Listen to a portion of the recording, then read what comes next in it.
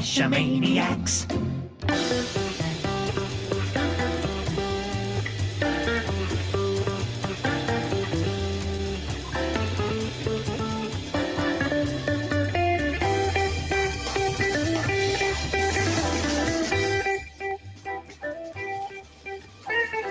Geo Gearheads. Well, good evening and welcome to Geo Gearheads. This is a weekly podcast about geocaching and geolocation games. We are on episode 426. Next week is an iconic engine. But this week we're talking about caching ethics. Daryl, how are you doing this evening? I'm doing pretty well. Excited for tonight's discussion. We do have some great guests to join us tonight. Why don't we start by bringing them in? First off, we have Rock Chalk. Welcome back to the show. Wow. I'm tall here. Thank you. Thank you for having me. Real life. Well, thanks for joining us again. And for anyone who doesn't know, Rock Chalk is one of our favorite lackeys over at Geocaching HQ. Do you have us ranked or something? Is there a... I hope not publicly, but yes, we do. The podcasters share a Google spreadsheet with the rankings. Right. And it does change from day to day. That's reasonable. But, yeah, sure. we just don't make that public. I don't know what you did, but you fell 2 spots today. So I mean, can think of a number of reasons. There, but just take your pick. Okay. We also have Bounce Bounce, one of our favorite Gadget Cache hiders. Welcome back. Hi, thank you. It's nice to be back. So we do have an interesting show. A lot of what we're going to talk about tonight may not actually be official, so keep that in mind. This is our opinions and our feelings. But before we get into that, Chris, we did get some feedback on the last show that we should probably share. Yes, so thank you very much. Acme Wildcacher sent in an email. It says, Daryl, on episode 425, which, by the way, was just the last episode. We're at 426. This email is very fresh. You made a pretty strong statement that low power mode on an iPhone would affect GPS accuracy because it reduces the polling frequency. That didn't sound right to me, so I asked someone in the know, Nick of Cachly, and I have to add an aside. Nick would know. He's quite knowledgeable on all things iPhone. Wildcachers goes on to say, this seems to be an urban myth. His quick tests showed the polling frequency is nearly identical when low power mode is enabled. I know for a fact that at least one Cachly beta tester runs in low power mode all the time. I thought you'd like to know. So yeah, that's very interesting. Thank you for sharing that. And the information that we were going from is probably out of date then.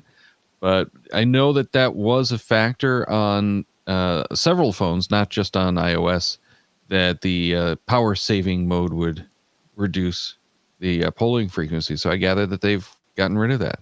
Yeah, there you go. I don't know if more is happening within the chip and less on the processing power of the phone. Well, and I'm actually wondering now if maybe what it's doing is in some of the lower accuracy modes, does it reduce polling frequency? So when it's in its like idle state, maybe it does that still. But regardless, for geocaching, it's not going to have an effect is what they're finding. So if I can't find the cache, that's not the excuse? No. Bummer. Unfortunately not. You have to wait for the battery to go dead, and then you could use that as the excuse. Okay. All right, crickets. Find a better excuse. Speaking of excuses, let's get into tonight's actual topic, which is the ethics of geocaching. And this is going to be more of a discussion, not necessarily having some answers. A lot of the questions that we've got tonight don't really have good, easy answers, which is kind of the point. So if you're in the live chat, make sure to pipe up and let us know what your thoughts are on these. And we'll kick off with an interesting topic that I started thinking about after our interview with Brian. And that is whether it is ethical or not to remove an archived cache. Interesting. Now, I know there's a whole subculture of geocaching, if we can call it that loves to go find these these archived caches, or zombie caches, they call them. So is it ethical to remove it if you're there and you find it, say, by accident, or even if you're looking for it? Well, and there had been, and I think there still are, a big factor that goes out looking for these zombie caches, these unloved, these archive caches. And the mission had been 10 plus years ago when I first heard about it. Let's get rid of the geolitter, Mm-hmm. which seems like a good idea. Right. Yeah, if the and it was very common at that point for people to try caching. They'd put out a container, and then they'd give up caching and leave it there because they just lost interest. So it seemed like a good thing to do. Mm-hmm. Now, I'm thinking of the review. So somebody does that. They lose interest, and they don't even log into geocaching anymore. Perhaps they don't check that email account that they used, and a couple of people don't find it. Eventually, it becomes archived. What should you do at that point? Well, think about it. Maybe even as the owner archives it. Oh, that's a good point. Hey, Well, yeah. I'm getting out of geocaching. I'm archiving this cache. Whatever. Leaving the area. Yeah, it's been archived, but they didn't pick up the container. Mm-hmm. I mean, there's been instances where I know they couldn't pick up the container. Oh, construction popped up around it. Right. And I don't feel right going through the orange barrier fence to go in to grab this on an active construction zone. I But actually had that happen on one of my caches. did you? Tell us about it. So I had a light skirt in Issaquah actually, and they started adding a road, and it was they took the light skirt out, and so it ended up disappearing. So I put it underneath another light skirt in the same parking lot, and they ended up fencing that off. So I got some DNFs mentioning it was behind fencing, so I ended up going back, and I think I put it in a bush closer to the fence where we don't have to go in. But yeah, it happens. And it was all such a huge pain for him that he just started building amazing gadget caches instead. That was one of my first ones. And it was, On we all property lived that he happily can- ever after. Yeah. Yes. Taught me a lesson not to do light skirts. They just get fenced off. Thank you. For all the geocaching community, I say thank you. I still like the story of, I want to say it was in Canada. We were doing a big at the time numbers run, and we drove into this parking lot to grab a lamp skirt hide, and there they were pulling up the poles. Like they had literally just finished loading that lamps onto the truck. That's funny. Yeah, that was one of our best DNF stories ever. GSM times 2 says that maybe there's a difference between a zombie cache and geolitter. And Wet Coaster says, a friend and I found a zombie cache by accident. The CO thought the container was lost and archived the hide. My friend returned the container to the CO. So there's that I think can happen. I mean, somebody says, well, I think this is a better hiding spot, or perhaps, hands it off to the next finder who's in line, and they didn't realize where it came from, and they hid it in a different spot. And now the hint doesn't work and people don't find it anymore. That could happen. Sure. Yeah. There's all kinds of reasons that these things go archived, go missing. We've had stories of those caches that were found miles and miles away after a flood or, any kind of, adverse weather condition. So it does happen. But from the aspect of just the litter, is it ethical to remove an archive cache? I don't know if I would. Sorry. Oh, yeah, Go ahead, I was gonna say, I don't know if I would because, I don't know if they. Do I know it's archived? I guess it would be listed as archived, right? Right. We're talking about a cache that we. So you do know No, if someone it's didn't archived. just disable it or anything. Right. Yeah, I don't know if I would. Right. Rockchuck, you were going to say something? Well, I was going to say, as we said at the beginning, I wish there was a perfect answer for questions like this. And there's so many different, each scenario might have different details, and the location might play a part in it, and with how active the owner is, if they've left the game or whatever. I kind of find myself thinking about, we go to CETO events and maybe you find an old refrigerator that's been sitting in the woods and people haul it off. Nobody says to themselves, maybe we should leave this here in case the person comes back. Somebody owns that and put it there. Right. But I think we do tend to think about ownership when it comes to cash containers, and you think, well, somebody put that out there. Technically, it's their property, and so removing it technically could be a problem. But also, just from my experience, I can't remember a time that anybody's ever written into HQ and said, what happened to my container? I went to go look for it. It's been archived for 4 years, but I wanted to see if the lock and lock was still there. It's not. Who took it? I'm upset. So, there have been a couple of times over the years, not that many times that I've come across an archived cache, but I do remember one up in the mountains here in Washington. I was, on some forest road, and there was a cache that had been archived. I want to say it was 2 or 3 years before I was there. The owner wasn't active anymore. And, I found this, in fact, it's still in my garage. It's this kind of a plastic ammo can thing that was just, the innards were totally wet and gross and awful. And I thought, well, leaving this plastic box sitting here in the forest, it felt like the wrong thing to do. It just felt like this shouldn't be sitting here in nature when nobody's going to come and find it again. So I did go ahead and haul that one out. But I'm sure there's somebody out there that can make an argument that I did the wrong thing there. So did that container have the word ape on the side? You know what it did? Gosh, that's what happened. Shoot. Is that wrong? God, why didn't... So if I go to your garage, I can log it then, right? Oh, yeah, come on over. Sure. Uh-oh. Okay. Now yeah, wasn't there a plastic ammo box in the ape promotion among all those massive iron, metal ones? So. Yeah. So, Chris, did you have an opinion on the litter aspect?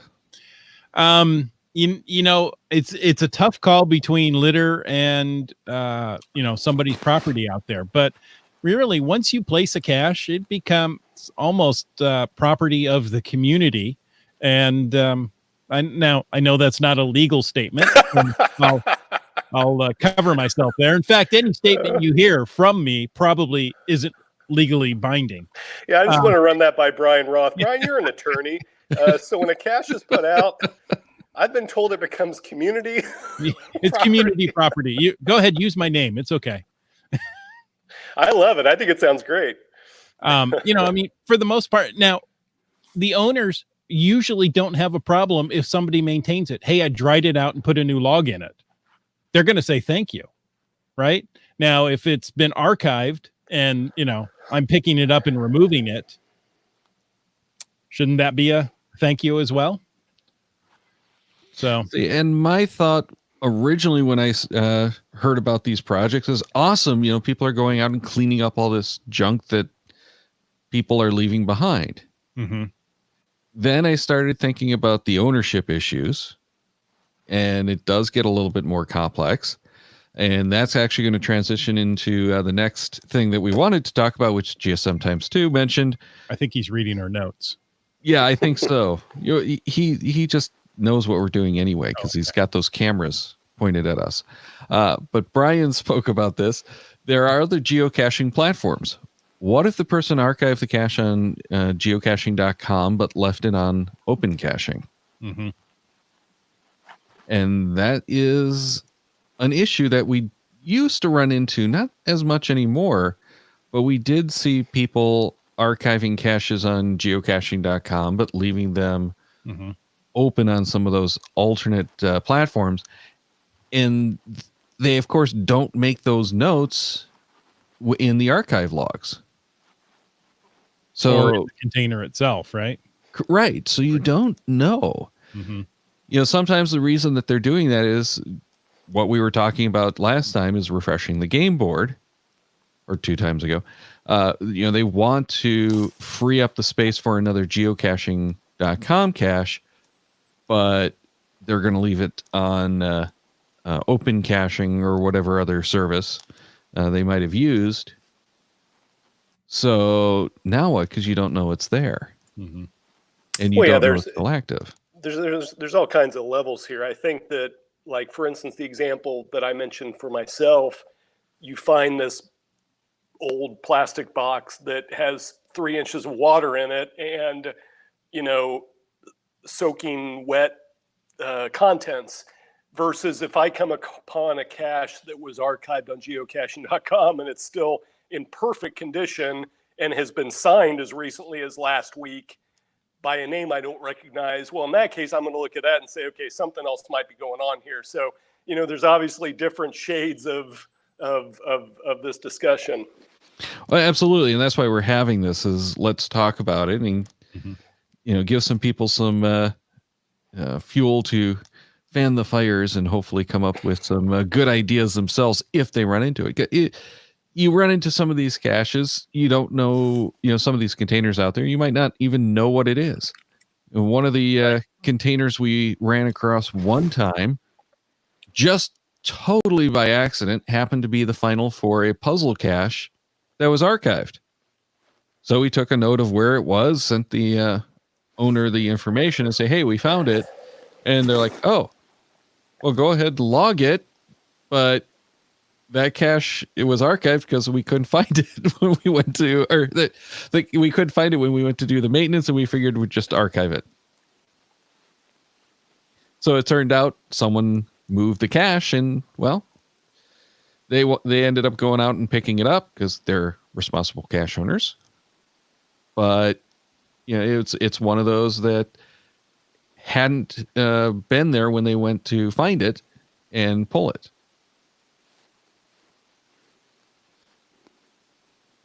GSM times 2 said, or they got angry at geocaching.com and archived all their caches on that platform. No, that doesn't happen. That's a myth, right?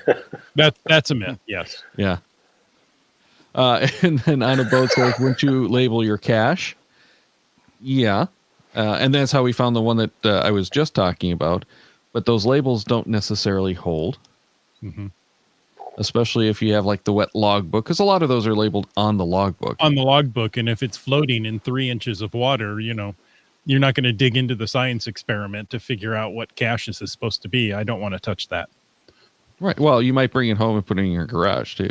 You could do that, yeah. And then on a boat says, in Ronan's case, that box he found in the woods should have been labeled with whatever other listing service if they wanted it to stay there. Very true. So these are some of the points that we have to consider, though. And overall, my take on it is it's probably best to remove those archived caches, but you do have to take a look at the notes on the cache, take a look at the container, and see what it looks like. But that's my take on it. Bounce? Well, it's a tough one, right? Because I don't want to remove someone's container if, it's not mine. But if it's been archived and the cacher is no longer active or hasn't been active for quite some time, maybe I would remove it. But, I think I'd have to be in that position to make that call. If I was going to put a cache there, maybe, so if I was going to place a cache because there's nothing there because it's been archived and I found one that was close by, then I definitely would remove it. But if I just randomly came across one, I don't know if I would. Rock Chalk? I'm also kind of sensitive to the situation of the land management. For instance, I'm thinking of examples where you have a land manager that has a policy about geocaching. Maybe they only allow, like I'm thinking about some regional parks here in the Northwest where they allow a certain number of geocaches and they're pretty stringent about it. And they have maybe a permitting system.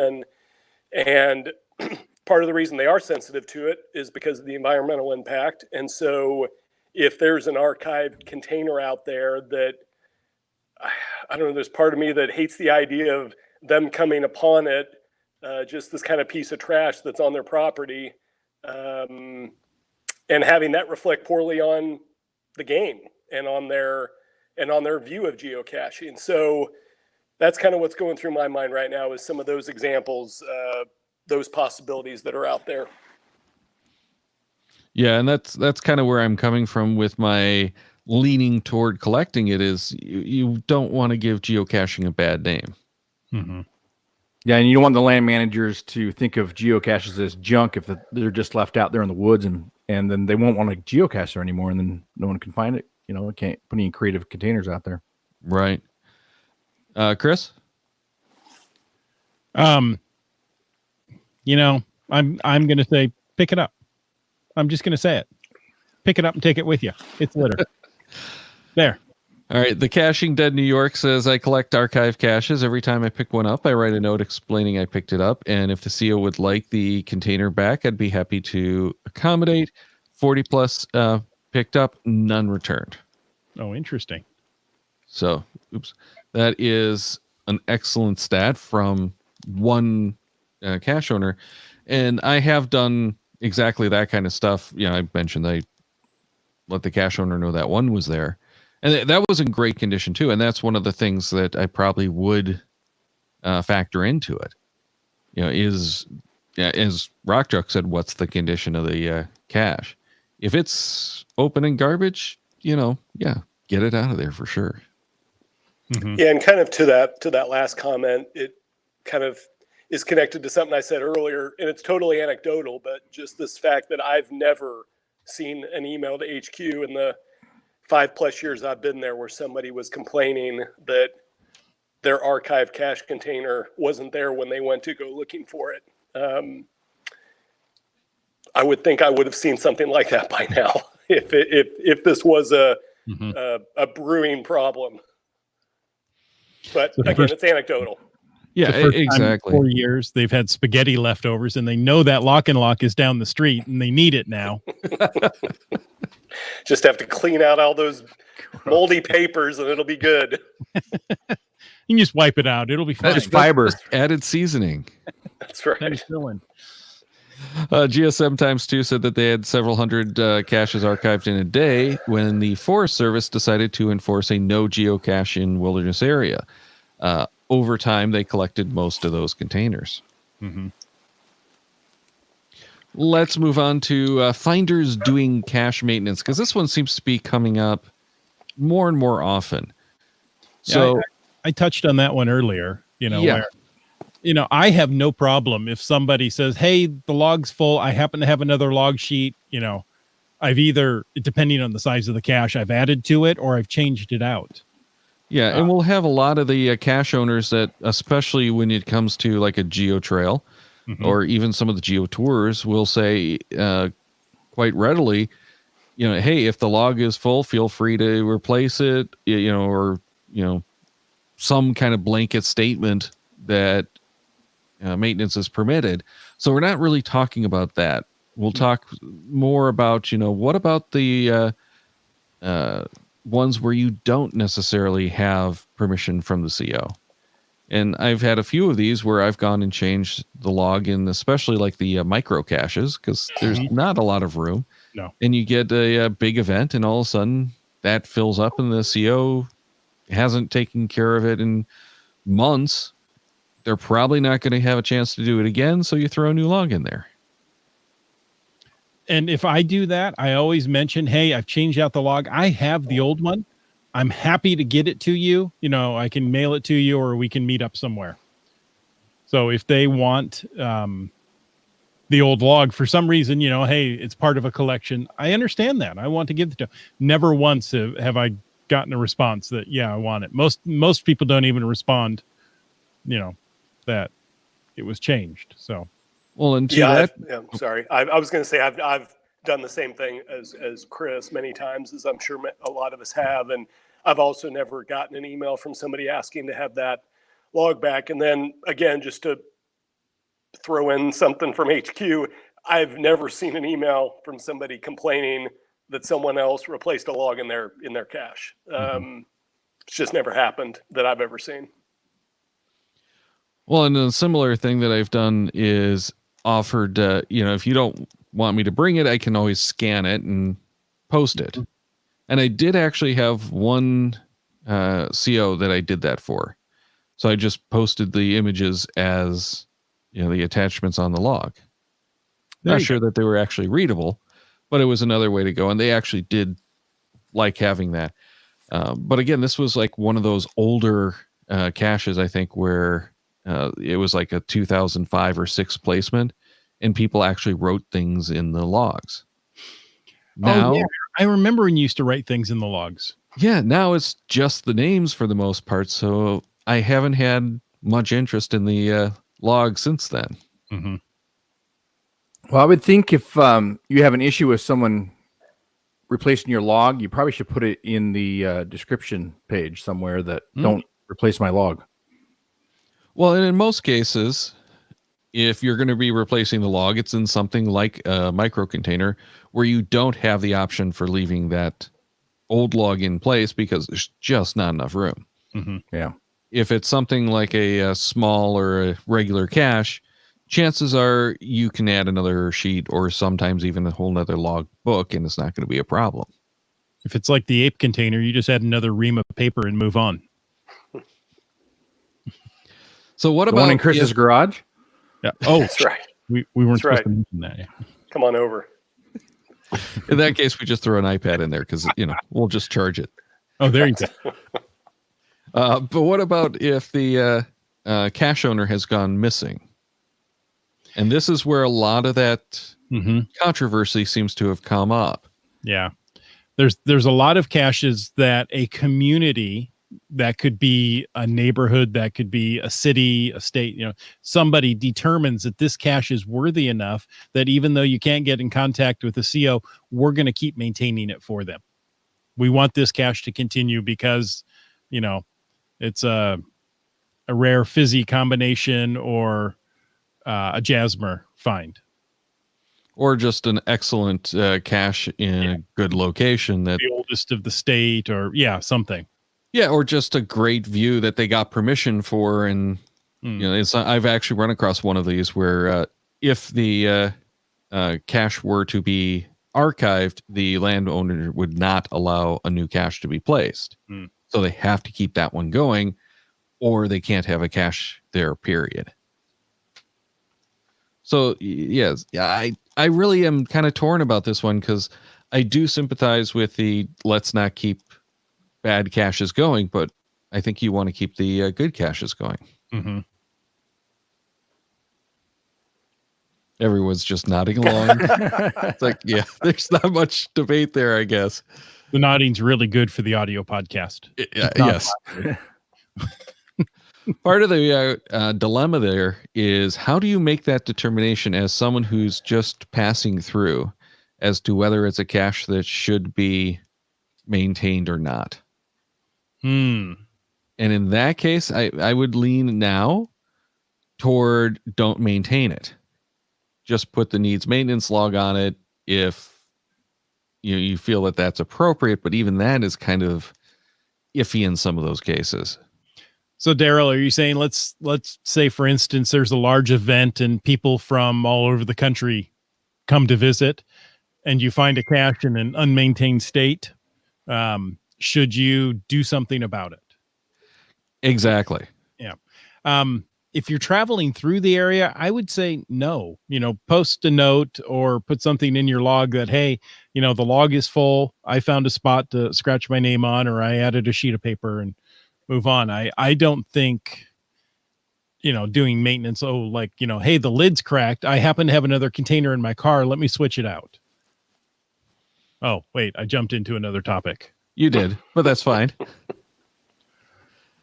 Well, let's get back to the core of this. As someone who's just passing through and doesn't know the community, might not know that cache, you really haven't researched it. It's just one of the 20 that you're going to do between point A and point B. Rock Jock, do you have any thoughts on that? I don't know. I think I would need to. I don't know. For me, there's just so much that goes into it as far as what shape is the container in, what kind of maintenance is necessary. It's kind of difficult for me to give a blanket opinion. Yeah, we're here not really talking about a container problem. This is just like the basic maintenance of the logbook kind of stuff. And again, are we talking about a bison tube with a sheet of paper in it, or are we talking about a ammo can with a moldy logbook? Right. Yes. It could be either one. Oh gosh. Usually, I mean, for instance, if I come across a bison tube with a sopping wet log sheet in it that I can't even write on, a lot of times I will put a new log sheet in there and don't necessarily look and see how old it is or whatever. It's just, okay, this is an active cache with a really bad log sheet, and I'll go ahead and replace it. If I come across a 2001 cache, an ammo can with, a brittle logbook, then it feels a little different because I don't feel like just sticking a plain sheet of paper in there fits with that necessarily. I mean, I feel like unless I had a logbook that was similar to the one that was in there, I don't know. It just doesn't feel the same to me as if I find a pill bottle or a 35 millimeter can, or you know what I mean. It can be very different based on what kind of a container it is, and how old it is, or how many favor points it has, or if it's a creative cache or whatever. Yeah, and you're definitely verbalizing well. The whole dilemma of this part of it is, again, it really depends a lot on the circumstances. Mm-hmm.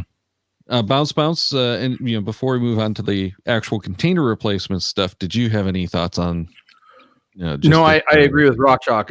If it's an active cache and I'm trying to log it, you can't write on the log. I'd replace it with a new one, because if it's still active, then I don't look at the year when it was put out, or the owner if they're active or anything like that, or when the last time it was really found. So I would replace it. I also don't want someone to say, "Oh, you didn't write in the log, and so you can't claim the cache," right? So sure, yeah. So yeah, I think we're all kind of about the same spot, but the problem becomes, where do we make those decisions? Where are those lines? And that's not something we're going to be able to determine on this show for sure, but something to think about. That's the only reason I'm here, Daryl. We're not going to be determining this stuff once and for all. Sorry. No, yeah. All right, I'm out of here. He's going to go work on that cache in his garage. See, just before we get to the stuff we can actually determine, he's going to take off. But container replacement, this one is pretty tricky, but I don't think it's necessarily as tricky as people might think it is, because there's all kinds of issues here. One is the container is leaky. Mm-hmm. And you have water problems, so you're going to replace it with something similar. We've got a lot of those, especially in the winter, where they get cracked and just they need to get replaced. But then you get into the ones of the container is missing at the far end of it. Mm-hmm. And that's where I think the question really comes in. Yeah, I can't tell you the number of events, big event in the area. Oh, the cache is missing. No problem. I'll just do a throwdown. Right. Okay. Now, is the cache missing, or did you just not find it? Right. And then you come along and you go, wait, there's two containers here. Which one is the real cache? And to me, a throwdown means you don't have the CO's permission. Right. And on a boat agrees. No throwdowns. Right. So I don't think there's any wiggle room from either one of us. Bounce, how about you? Yeah, no throwdowns. I don't agree with it. I've actually had a cache that was a big 2-foot ABS pipe Mhm. and had moss glued to it in a big moss pile. I know And that one. you know that one, yeah. So someone put a throw down next to it, and only 3 people logged the original one. And 2 years later, when we went back to redo it for the tour, there was one next to it that everybody's been logging. So don't throw anything down because they just didn't look hard enough for the right container. Rock Chalk?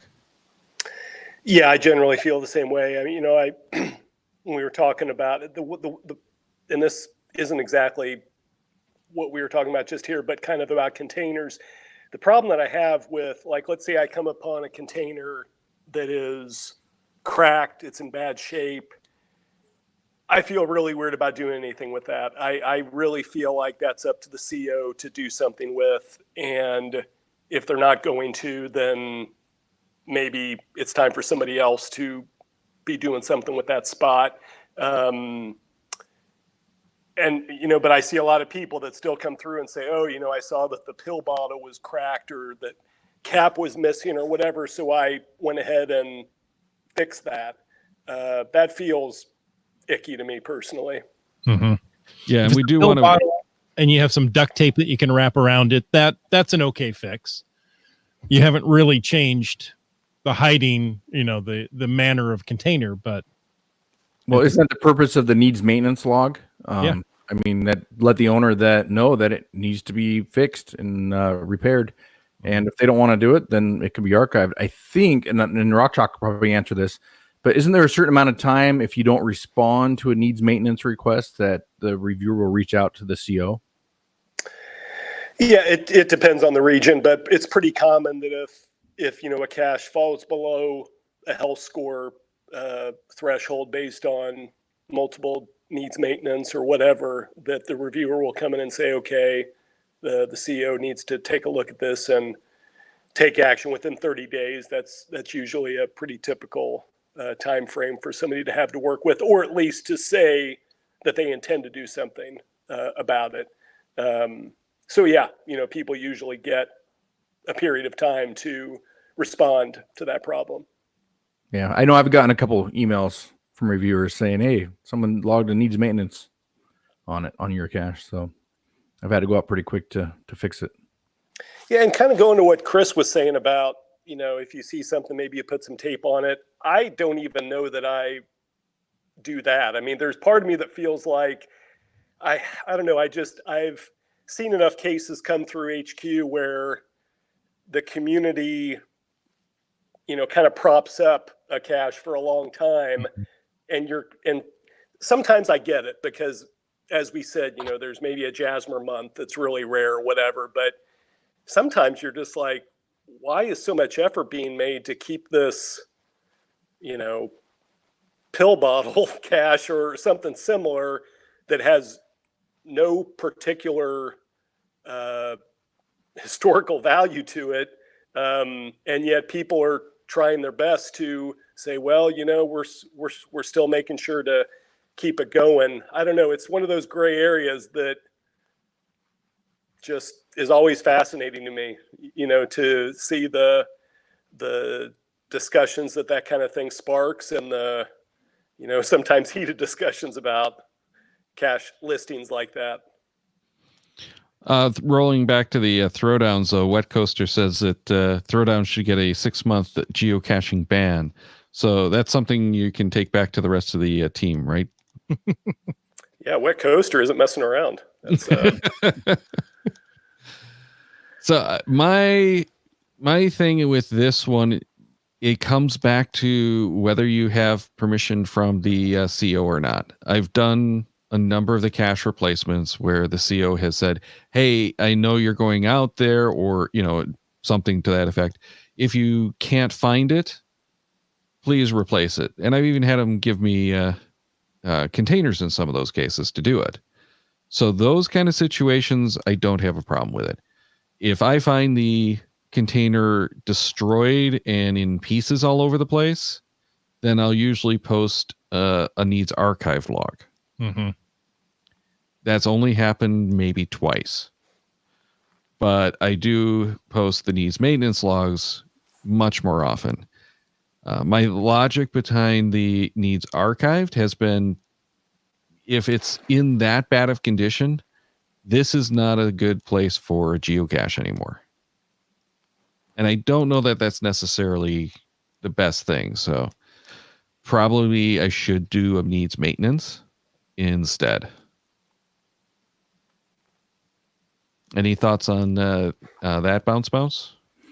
I don't know if I do it needs archived. I don't think that's my position to determine if I think it needs to be archived or not. If it needs maintenance, it needs maintenance. But maybe if it's been or needs maintenance for a long time, possibly, possibly, but I don't think I'd ever do it. Honestly, I just do the needs maintenance. I wouldn't do a needs archived.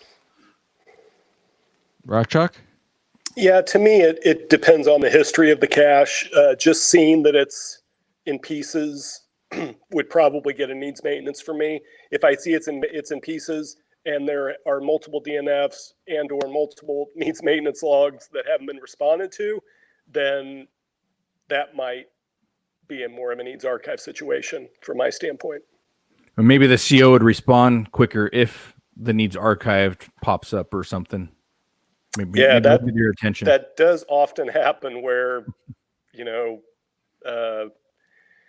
you'll have somebody that you'll look at the history of it and it was the needs archived, or a reviewer popping in to say, hey, what's going on here? Or the reviewer temporarily disables the listing. And then all of a sudden the CO pops into action, but didn't necessarily respond to DNFs or needs maintenance logs. Well, Anaboat definitely agrees with you on that. And he also says that he would log a needs maintenance, let them make the decision on whether it's a good spot or not. And Chris, before my final thoughts on this and moving on, your thoughts on... I've probably only submitted 2 needs archived logs. Mostly I would do a needs maintenance. It depends on the situation. I remember coming across one in a park, and the contents were strewn about and there was no container. You know what? It may be time to move this one. Okay. And getting back to the ones that I did for a little more context, these were probably about 10 years or more that this has happened. And in both of those cases, it had been situations where the CO was obviously not taking care of the cache. So several DNFs, I think one of them had a bunch of needs maintenance logs as well. And my opinion has definitely changed since then. And I would definitely not do the needs archive now. But at the time, it seemed like that was appropriate. Mm-hmm. The only needs maintenance log I've received that I didn't understand why they did it was my virtual. So it's at Pike Place Market. It's never moved. So it's not going anywhere. But it needed a new roof. Yeah. You had to fix the roof. The sign is gone now and the gum wall, I guess. So I had a DNF on one of my virtuals. Did you really? On an Earth cache. They didn't want to do homework on vacation, so they logged a DNF. I don't even log DNF. So sometimes maybe I won't take enough time to even find it. So I don't want to log a DNF if I don't feel like I spent enough time trying to find the cache. GSM times 2 says the one thing about needs archived, it's not a death sentence. The community reviewer can look at it and make a decision. Yeah, I think there's definitely I don't know. I do think people just assume that a needs archived is like, okay, this is it. This is the end of the cache, and that isn't necessarily the case. And I think it gets a bad rap. And there's been talk about maybe changing the name of that to needs reviewer attention or something like that, as opposed to needs archive, because of the bad connotations that come with those words, needs archived. Mm-hmm. Well, and that's another good point, is that back when I was doing the needs maintenance logs, the reviewers didn't even look at the needs maintenance. They only looked if there was a needs archive log. Yeah, and I think probably, certainly, the time period you're talking about is well before the health score, and we're well before the reviewing community had some more tools to be able to better identify health issues with caches. So certainly a lot has changed in that regard over the last 10 years. Absolutely. And one of the complaints that at least one of the reviewers had mentioned back then was they were getting so many needs maintenance logs a day, they just couldn't even keep up with it. So the only way they could do anything is if they had the needs archive. So the tools for them to work with have gotten so much better that they can actually pay attention to things now. Yeah, they've changed a lot, even within just the last year or two. There was a time 3, 4, 5 years ago where they were having to really heavily rely on things like GSAC to be able to, have a chance of keeping up with logs like that. And now it is significantly more efficient with the tools that they have at their disposal. GSM times 2 says that the needs reviewer attention is a great idea. It's much more clear as to what that means. Yeah, so I definitely think if that were the case, you'd definitely get many, many more of those than you do now, because people are so afraid of the needs archived log. Well, gentlemen, it is going on 45 minutes. Actually, it's past 45 minutes. We've had a great show so far, and I had one more thing that I wanted to hit on about property owners and getting permission, but Merlin 1392 had written in some things, and I want to hit one of these. So we'll hit the first one of his 4 topics. But he says the Winter Social was this last weekend, and we had a big debate about ethics in our Master Challenge. We ran into several scenarios where ethics were the major topic of discussion. For instance, we are having a big GeoArt release on the 29th. There's an 8 a.m. event where the cache owner intends to provide the answers to the puzzles along the trail. Attendees will have an advantage over everyone else. Is this fair? Ooh.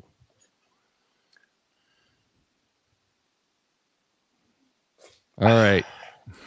Bounce, we'll let you go first on this one. So reviewers will have an advantage over everybody else that's going to the event. Reviewers No. have an advantage. The attendees are going to have the advantage because they are going to get the solutions to all the puzzles. So they're going to know. I don't know. I mean, I don't know. Someone's always going to have an advantage over someone else on something, I guess. That doesn't, if they're put out for the event and people going to the event have an advantage, then it's kind of what it is. I don't know. Rockchuck? Ultimately it's the CO's decision on what they want to do with something like that, whether it's they're giving out the solutions at the event or whether they're doing it privately, and it's ultimately their decision. I don't know if I see it as fair as unfair versus in the spirit of the cache or not in the spirit of the cache. I mean, it's a different caching experience if you are given the answers as opposed to actually going through and solving it the way it was intended to be solved. So, it's the CO's choice, and then it's the finder's choice too. They can decide, do I want to just take these answers and then it's essentially just a traditional cache hunt, or do I want to have the puzzle experience that the way the cache was designed to be? All right. And Chris? I think that's fine. If you attend an event, that gives you an advantage. I'm okay with that. All right. And to me, this probably is not fair, but I don't think it's unethical. It's a different handling of the caches and of the events.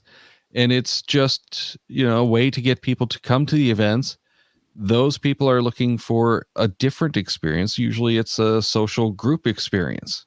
Mm-hmm. So this is a great way for them to do that. And it's not any different than raffling off the first to finds at an event, or even just holding the publishing until everyone at the event has had a chance to get started on it. So we could get into that whole discussion as well as to whether that's ethical or fair. But I think that's just the advantage of being part of the event and taking advantage of that social experience. Is it an advantage to go out with the cache owner and say, hey, here, I've got a puzzle here. I'll take you right to the solution. I've done that several times. Yes, it's an advantage. So that's an advantage. That's an unfair advantage for those who aren't the CEO's friend. I wouldn't say that that's necessarily unethical unless maybe it's the puzzle that is the challenge. Mm-hmm. But even then, I wouldn't argue that it's not legitimate. Just, you might be cheating a little bit. Yeah. But I'd have to stew on that one a little bit more. It's fun for the CEO to watch people struggle on their caches, though. So I've done that several times. People have called me and said, hey, we want to go find your caches. And we've met up and have driven around and found them all. And it's fun to watch people struggle at some of them. And it's fun to watch their experience, right? But Bounce, you laugh too much at me. Not even close, he says. I'm not laughing at you. I'm laughing with you. Oh. Yeah. Okay. Well, this is a good point, too, is what is the puzzle? Is the puzzle the cache or is it getting to the cache? So if the puzzle is the cache itself, then that's a little different story. Right. And a lot of my caches actually have two puzzles to them, one to get into the container and then one to get to the logbook. Mm-hmm. And that's where we skip the drop, the one where about people dropping in a container. I've had that happen several times where they'll just put a logbook in the first stage and log it. And it's like, well, you didn't really find it. You didn't complete the puzzle. All right, some more comments from YouTube. We've got Wet Coaster says, signing an FTF on a cache where you were with the CO when it was hidden before it was published is not good. Yes. I don't think any of us are going to argue that, correct? There was an FTF a quarter mile from my house. I was there within 10 minutes, and I was the third to find. And it was down a long path, and there was no other cars around. I was like, no, this is not possible. Well, yeah, this is, I have the, here we go. GSM times 2 and beta finders are not logged until FTF has been logged. Yeah, and I've had a few that I've done the beta test on, and it's widely accepted that the beta test doesn't count as a first to find. Right. Plain and simple. Meanwhile, Caching Dead New York, and let me see if I can do this correctly. Bounce, you mean squirm. You like to see them squirm. Yes, it's fun. On some of them, and some of them is really easy. So, no, whatever, it's fun. No, it is fun. I just like even going back to caches I've already found with people and watch them try to find it. Mm-hmm. Especially when you're like, I can see it right there. What are they doing? Yeah. I hate looking for a cache with people that already know where it is. It absolutely makes me crazy. I hate being, I just want to be left alone in my misery to try to figure it out. If I'm at a bounce cache and I'm just having a heck of a time with it, I'd much rather sit there and just look like an idiot by myself than have him sitting there and judging me. But do you enjoy watching the people try to find the caches that you found? No, I really don't, to be honest with you. I'm like, hey, I've already found it. Let's get out of here. You're taking too long. So, Rock Chalk, have you found the It Takes 3 in Issaquah? That's my favorite one to watch people find. That probably takes the longest out of that one in the coffee shop. Is that the one the coffee shop? Is it? Did you put it out for GeoCoin Fest? Mm-hmm. It Takes 3. Yeah, the 3 to 6 person one, the teamwork one. I want it, and it's like there's a fence. No fence. No. Oh, well, there's a chain. Yeah. A yellow chain, kind of. I want to say you may have even been there when I found it. It's at the Shell station, the old Shell station. Yeah, I'm pretty sure you were there because it was that weekend. Yeah. And there were a bunch of us there, and Yeah, it took us a while, as I recall. Yeah, that one was fun. I like that one. Yeah, that's a memorable cache. But Yeah. I remember there was one of yours, I don't know, sometime last year that I was looking for, and I saw in some of the old logs people were saying, "Oh, I was working on this, and the cache owner showed up, and thank goodness he did because we never would have."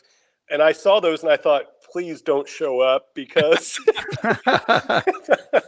I do not need him watching me and making this even harder for me to find." I think it may have. Yeah. Do you have one near where you work, maybe, or? I have 36 commercial properties, so Okay, and they're all on them, right? So I work all over. I drive between them all. I think it may have been one of those because I want to say that somebody said, yeah, he said he was there for, checking on something, and he just happened to pop out. Now there are times when I do kind of, sometimes you'll see in the logs that somebody says, oh, a helpful neighbor across the street finally came over and gave us a hint. I've never had that happen. There have been times when I've just been praying that they would, just like looking around and where's the neighbor. I just had it happen the other day up in Everett, and a bunch of the logs said, oh, this nice woman across the street came out and gave us a hand after we'd been looking for 20 minutes. And I'm like looking at my watch going, was there a certain time period where she's finally gonna appear? Finally, I turned to my wife and said, I guess she's not going to show up, and we're not going to find this one.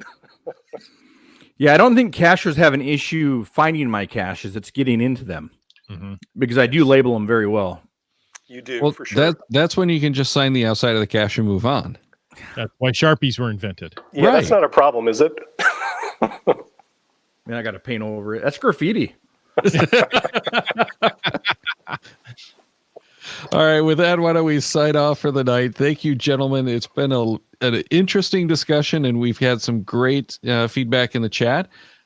People who are watching on YouTube, definitely go back and check out these comments in the chat because there's so much that we couldn't make this time. Before we go, though, gentlemen, let's get a little bit more on where people can find you. Rock Chalk, why don't you go first? I think probably for geocaching stuff, probably Instagram is maybe the best place to, I try to post pictures and stuff there. Yeah, that's probably the best place. Geo Rock Chalk is, I think, my handle on Instagram. And also the geocaching or Inside Geocaching HQ podcast. Yes, we do that podcast, and we'll have a new one coming out hopefully here in the next week or so. Oh, excellent. I always love listening to those. I was going to say, if you watch them, I'd like to see where you're doing that. Well, I have done that, but it's the waveforms. Yes. Yes. That's how I watch them. I actually watch more of this podcast, the audio podcast, than I do listen to it. All right, and Bounce, where can people find you? They can find me on Instagram, bounce8, or they can go to my podcast, the Gadget Talk, on the Geocache Talk Network. And there we do monthly builds and all kinds of stuff. And I also have an Instagram for that, Gadget Talk Podcast on Instagram. So, Nice. All right. Hey, folks, we thank you for listening to this show. Now, next week, we are going to have Limax talk about global positioning using multiple systems. This one's going to be fun. After that, we have in the chat GSM times 2 talking about GSAC. 3 weeks out, we have one of my favorite, a randomized show. And then the week after that, we're going to do more road caching. And this is tips from the Geo Woodstock Committee. How cool is that? Check the Cachemaniacs website at cachemaniacs.com for more on the Geo Gearheads, including show notes for this and all of our episodes. We love hearing from our listeners, so leave us feedback by emailing geogearheads@cachemaniacs.com or through social media. Your support helps keep the Cachemaniacs shows coming. Please consider becoming a patron through the link on our website to support the Cachemaniacs shows. Geo Gearheads is produced by Chris Suffenauer and Daryl Wanberg. This show is copyright 2020 by Daryl Wanberg. All rights reserved.